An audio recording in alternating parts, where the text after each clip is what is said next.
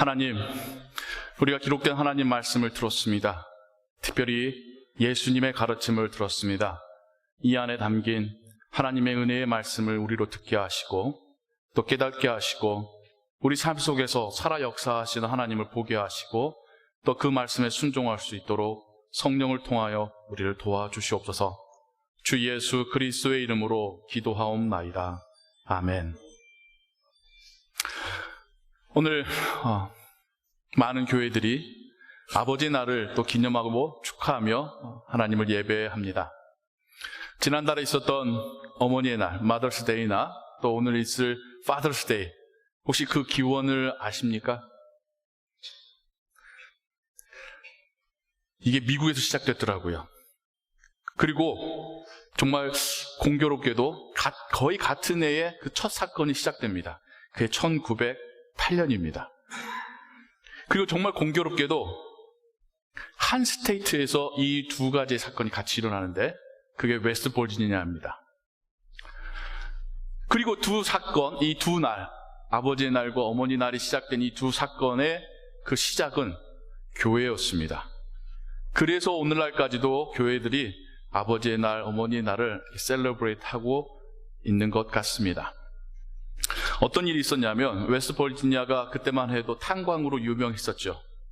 그리고 탄광 지역에 있는 사건은 뭡니까? 매몰 사건. 탄광이 무너지면서 300명이 넘는 광부들이 일시에 목숨을 잃게 된 그 사건을 추모하며 교회가 이 추모의 예배를 드렸었던 것이 아버지 날의 시작이라고 합니다. 어머니 날 같은 경우는 웨스트 버지니아를 떠나 살던 한 여인이 돌아가신 자신의 어머니를 기억하면서 자신의 고향 교회에 500송이의 카네이션을 보내서 교회의 어머니들에게 이렇게 선물했었던 사건이 또 어머니 날의 시작이 되었다고 합니다. 이것이 국가적인 날로 선포된 것은 이제 1914년 이렇게 후의 일이지만 최초의 사건은 이렇게 교회에서 일어난 아버지들을 추모하고 어머니들을 추모했었던 일이 이 모든 날의 시작이라는 것이죠.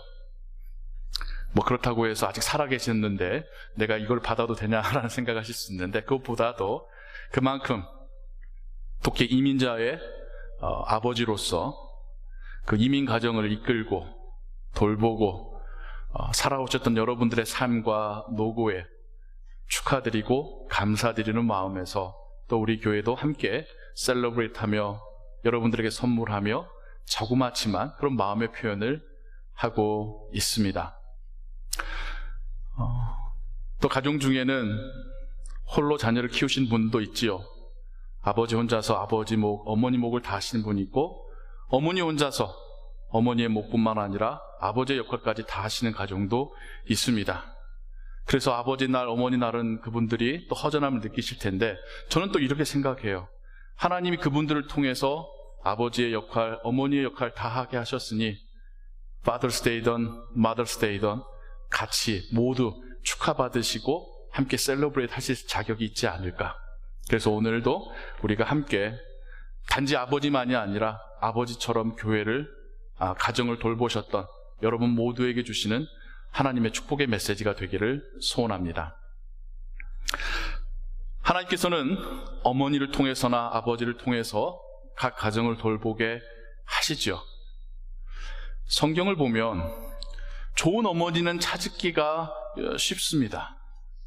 근데 재미있는 것은 좋은 아버지는 찾기가 어렵습니다.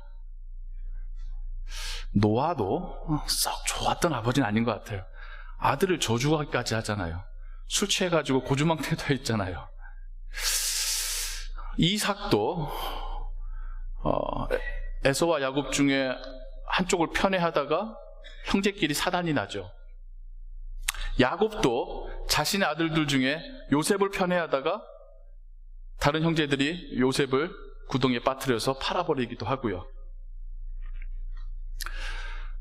다윗도 그가 장수로서 왕으로서 성공했을지 모르지만 가정에서는 썩 좋은 모습은 아니었던 것 같아요. 자녀들끼리 불상사가 일어나지요. 성경에 보면 사람으로서 참 좋은 아버지 찾기는 힘듭니다. 그런데 예수님께서는 하늘아버지가 어떤 분이신지를 그 비유와 가르침을 통해서 말씀해 주십니다. 누가복음 15장에는 세 가지의 스토리, 세 가지의 비유가 나오는데 공통점이 있어요. 모두가 잃었다가 다시 찾는다라고 하는 스토리입니다. 양을 잃었다가 다시 찾은 목자의 심정, 코인을 잃었다가 찾은 그 아낙네의 심정, 아들을 잃었다가 다시 되찾은 아버지의 심정이 그려져 있고, 이 세 사람 모두 너무 기뻐서 이 기쁨을 나누고자 잔치를 벌이고 사람들을 초대했다는 이야기로 이야기가 마무리되어 가지요. 그런데 오늘 우리가 들은 이 세 번째 이야기만큼은 조금 다른 점이 있어요. 우선 양에 있어서 훨씬 더 디테일하게 많은 이야기를 하고 있습니다. 그리고 아들이 하나만 나오는 게 아니라 둘이 나오고 있지요. 돌아온 아들에 대한, 둘째에 대한 첫째의 반응, 그리고 그의 대답이 아직 나와 있지 않은 그 상태에서 미완으로 이야기가 맞춰집니다. 그래서 아버지가 들에까지 나아가서 첫째를 설득하고 첫째의 대답이 나오기 직전 이야기가 끝나면서 이 이야기를 듣고 있었던 바리새인들에게, 그리고 이 이야기를 듣는 우리에게 너희의 대답은 무엇이냐라고 성경이 묻고 있는 듯합니다. 둘째 이야기나 첫째 이야기 많이 들으셨고 잘 아시겠습니다만, 오늘은 특별히 아버지의 날을 기념해서 예수님이 말씀해 주신 하늘아버지에 대하여서 여러분들과 조금 더 나누고 또 묵상하는 시간을 갖기를 원합니다. 예수님께서 묘사하시는 이 세 번째 이야기에서의 아버지, 당연히 하늘아버지시죠. 그런데 이 하늘아버지가 좀 바보 같아요. 불경건한 말입니다만 이 정도까지 표현을 쓰고 싶을 정도로 어떻게 그럴 수 있을까 싶을 정도입니다. 무슨 말이냐면, 둘째가 찾아와서 내 몫의 상속을, 유산분을 먼저 주세요라고 한 것은 그 당시의 상황에서는, 문화적인 상황에서는 굉장히 루드한 겁니다. 아버지가 돌아가셔야지만 그 중에 유산 상속분이 주어지는 건데, 아버지가 유언으로 이것은 첫째가 갖고 이것은 둘째가 가져라 해 주셔야지, 장례 치르고 나야지 비로소 받을 수 있는 건데, 아버지 살아생전에 내게 유산 먼저 주세요라고 하는 것은, 저는 이제 아버지를 죽은 사람 취급하겠습니다, 아버지와 저의 관계는 여기서 끝내겠습니다 라는 뜻입니다. 그 당시에는 결코 있을 수 없는 그러한 요구를 하고 있는 거죠. 그런데 아버지의 반응이 뭐죠? 또 주세요. 이 부분에 대해서 우리 모두가 불편해지기 시작하죠. 몰랐을까? 아버지는 이 아들이 이걸 받자마자 며칠이 못 돼서 집을 나갈 것을 모르셨을까요? 여러분 다 부모님이시니까 여러분 자녀들이 하는 행동, 말, 표정 보고 여러분 그 속마음을 모르시겠습니까? 아닌 척하지만 다 보이잖아요. 어리면 어린 대로, 커도 큰 대로 네가 뭘 원하는데 그렇게 말 안 하고 이렇게 하는구나. 혹은 심지어 너 원하는 게 있어서 지금 거짓말하는구나. 너 받아내고 싶은 게 있어서 너 이렇게 애교 피우고 있는 거구나. 다 아시잖아요. 이 아버지도 몰랐을까요? 전 알았을 거라고 생각을 해요. 알았는데도 이 아버지는 화를 내고 야단치기보다는 들어줍니다. 그 소원을, 그 바람을 들어줍니다. 그리고 정말 아버지의 예상대로 이 아들은 며칠이 못 돼서 그 받은 걸 모두 가지고 짊어지고 멀리 떠납니다. 그리고 이 아버지는 또 그 아들이 돌아올 때까지 기다립니다. 하염없이. 그리고 마침내 돌아오는 그 아들을 우리 옛날 한국 표현으로 버선발로 쫓아가서 달려가서 얼싸안습니다. 아들은 면목이 없죠. 내가 아버지께 한 짓이 무슨 짓인데 도저히 돌아가서 아버지께 저 돌아왔습니다라는 말은 못하겠고, 여기 있자니 굶어 죽을 것 같고, 그럴 바에는 차라리 아버지 집 가서 하인 노릇이라도 하자, 그런 마음으로 돌아온 거예요. 행색도 초라하고 몸에서 냄새도 나고, 그런 자신을 아버지가 달려와서 얼싸 안아줄 때에 아들은 송구해서 아버지 저 아들이라고 부르지 마시고 그냥 종의 하나로 취급하십시오 라고 말하지만, 그건 아들의 심정이고요. 아들의 입장이고요. 아버지의 입장은 그게 아니잖아요.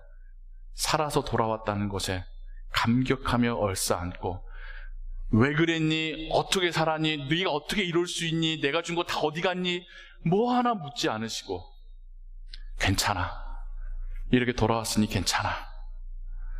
가락지를 끼워주시고, 자신의 겉옷을 벗어서 입혀주시고, 맨발에 자신의 신발을 신겨주시며, 하인들에게는 잔치를 벌여라.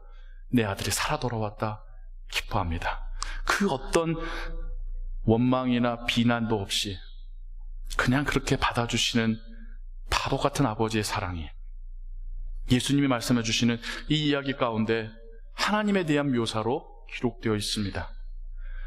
근데 형제지간에는 여러분도 아시다시피 부모님이 자녀들 대하는 것과 형제지간이 서로 대하는 게 또 사뭇 다르듯이, 첫째가 밭에서 일하고 돌아오는데 집에서 풍악 소리가 들리며 잔치가 벌어진 것을 보고 이게 뭐니? 라고 물었다가 자기 동생이 돌아와서 아버지가 이렇게 잔치를 벌인다는 소식을 듣게 되지요.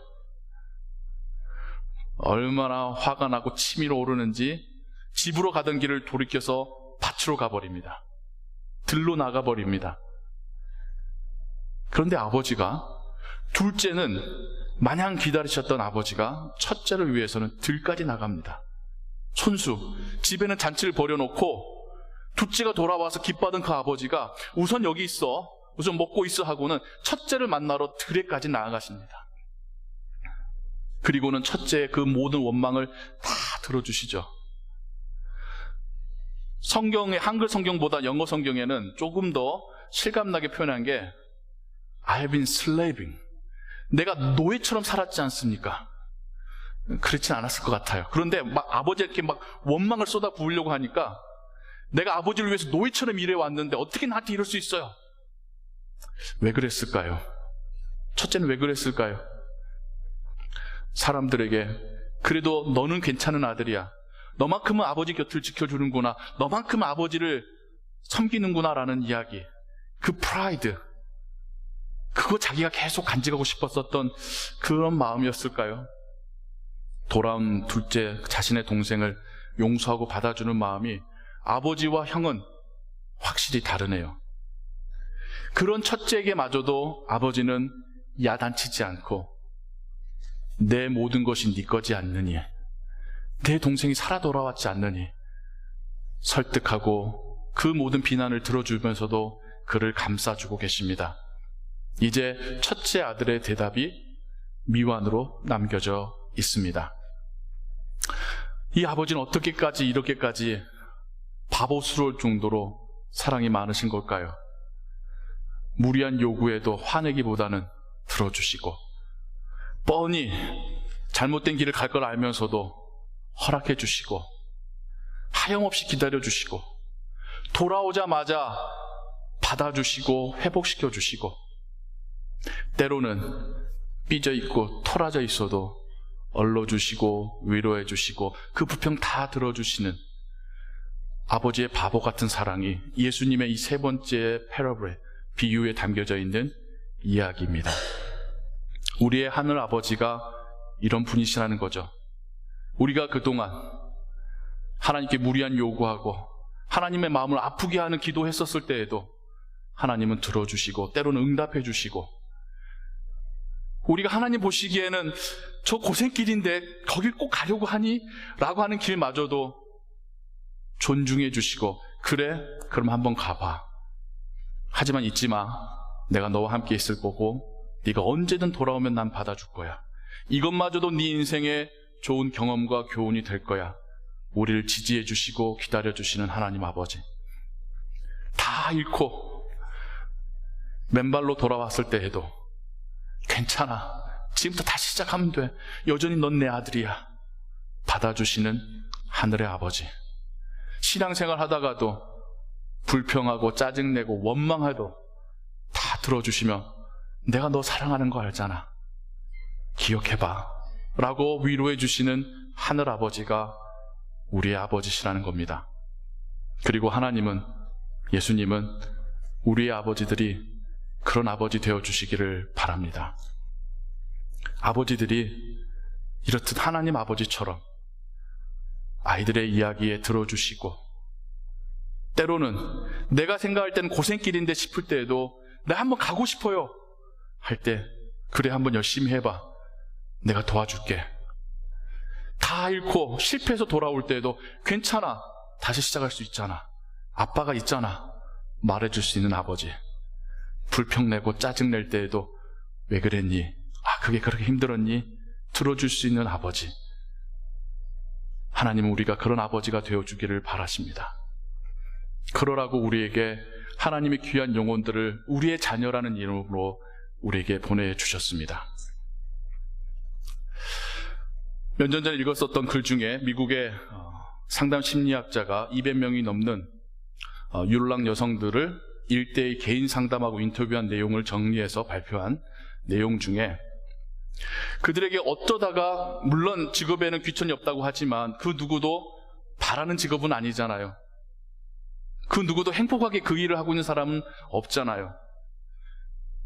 어떻게 해서 여기까지 오게 되었는지를 과거를 추적하며 이야기를 나눠보니까 그 모든 시작의 발단이 아버지와의 불화였다고 합니다. 80%에 육박하는 여성들이 아버지하고 다투고 싸우고 아버지를 원망하다가 아버지의 마음에 상처를 입히는 것은 나를 망가뜨리다는 것을 알았던 거예요. 나를 망가뜨림으로 아버지가 마음 아파하면서 나에게 다시 관심 가져주기를 바라는 마음으로 시작했었던 어리석은 선택이 꼬리에 꼬리를 물고 여기까지 오게 되었다라고 하는 그런 이야기들을 듣게 됩니다. 가정 안에서 어머니의 역할도 너무 중요하지만 보이지 않게 아버지의 역할도 너무 중요합니다. 어머니하고는 다르게 보이지 않게 듬직한 모습으로 있어 주시는 것만으로도 자녀들의 마음은 안정을 찾고, 어머니가 막 뭐라고 잔소리하고 막 그냥 간섭하시더라도 아버지가 믿어주시는 그 말 한마디에 아이들은 힘을 얻고 자존감을 회복하게 됩니다. 마찬가지 반대로 어머니가 아무리 야단쳐도 엄마한테는 깊은 상처가 안 남아요. 그런데 아버지가 불같이 화를 내시면 그런 아이들의 마음속에 깊은 상처로 남는다고 합니다. 여러분도 한번 생각해 보세요. 엄마가 화냈던 것이 더 기억이 나세요? 아빠가 화냈던 게 더 기억이 나세요? 아빠가 더 무섭잖아요. 아빠가 화내는 모습 보면 실망되잖아요. 그만큼 아버지의 역할도 중요합니다. 세상에선 그런 아버지들이 많지만 하나님 안에서 우리가 하나님을 닮는 아버지가 되어갈 때에 우리의 자녀들은 우리의 아버지들을 보면서 하나님 아버지를 유추하게 됩니다. 우리 아버지의 지지를 받으면서 하나님 아버지도 나를 이렇게 지지해 주시겠구나 생각하게 됩니다. 내 아버지가 나를 용서하며 받아주시는 것을 경험하면서 하나님 아버지도 내가 회개하고 돌아올 때에 나를 받아주시겠구나 확신하게 됩니다. 아버지의 역할이 참으로 중요합니다. 하나님은 아버지들을 통하여서 우리의 자녀들을 양육하고 계십니다.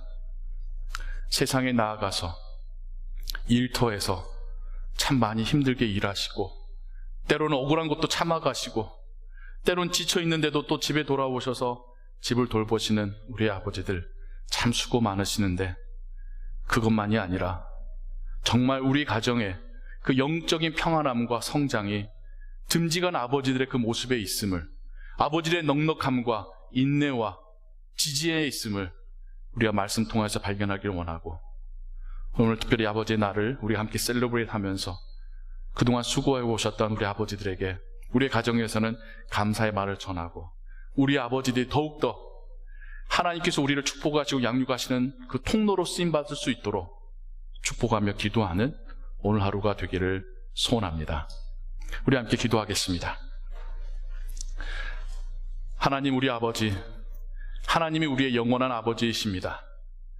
하나님이 우리를 낳으셨고 구원하셨고 하나님의 나라로 인도하십니다. 매일의 양식으로 우리를 먹이십니다. 그리고 하나님이 우리를 사랑하시고 돌보시고 양육하시는 방법이 우리 가정에서 아버지들과 어머니들을 통해서입니다. 하나님, 우리에게 또한 그런 아버지와 어머니의 역할을 맡게 하시니 감사합니다. 우리를 통하여 하나님의 귀한 영혼들이 태어나고 성장하고 교육받고 또 하나님 나라를 위해서 일하는 일꾼으로 또 우리 곁을 떠나가게 하시니 감사합니다. 양육했을 뿐만 아니라 이젠 독립에 나아갔을 때에도 우리의 자녀들을 위하여 축복하며 기도하는 우리의 믿음의 부모가 되게 하시고, 그 아이들의 진정한 영원한 부모가 하나님이심을 항상 고백하게 하시고, 또 그 아이들을 통하여 하나님의 축복을, 하나님의 인도하심을 우리로 경험하게 하여 주옵소서. 수고하신 우리 아버지들과 어머니들에게 은혜를 더하시고 천국에서 하나님의 칭찬이 있을 것을 또 믿게 하여 주옵소서. 모든 것 감사함으로 고하오며 예수 그리스도의 이름으로 기도하옵나이다. 아멘.